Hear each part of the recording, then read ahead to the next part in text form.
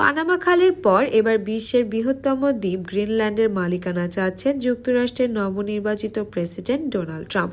স্বায়ত্তশাসিত ড্যানিশ ভূখণ্ডের নিয়ন্ত্রণ যুক্তরাষ্ট্রের জন্য খুব জরুরি বলে মন্তব্য করেছেন তিনি। ট্রাম্প তার নিজস্ব সামাজিক যোগাযোগ মাধ্যম ট্রুথ সোশ্যালে পেপেলার সহ প্রতিষ্ঠাতা কেন হাউরিকে ডেনমার্কের মার্কিন রাষ্ট্রদূত হিসেবে নিয়োগ দেওয়ার ঘোষণা দিয়ে গ্রিনল্যান্ডের বিষয়ে তার অবস্থান পুনর্ব্যক্ত করেন।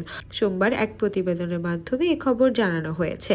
গ্রিনল্যান্ডের দিকে নজর ট্রাম্পের এবারই প্রথম নয়। এর আগেও 2019 সালে তিনি প্রেসিডেন্ট হিসেবে প্রথম মেয়াদের সময় গ্রিনল্যান্ডকে মার্কিন নিয়ন্ত্রণে নেওয়ার ইচ্ছা পোষণ করেছিলেন, তবে ওই সময় ডেনমার্ক তার প্রস্তাব প্রত্যাখ্যান করেছিল।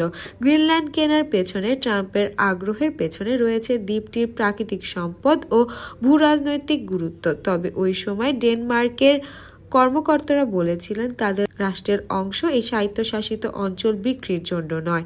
ডেনমার্কের প্রধানমন্ত্রী মেত্তে ফেডেরিকসন বলেন, গ্রিনল্যান্ড বিক্রি হবে না, গ্রিনল্যান্ড ডেনমার্কের নয়, গ্রিনল্যান্ড গ্রিনল্যান্ডেরই। বিশ্লেষকদের ধারণা, মার্কিন প্রেসিডেন্ট ডেনমার্কের ওই দ্বীপ কেনার পেছনে ভূরাজনৈতিক কারণও থাকতে পারে।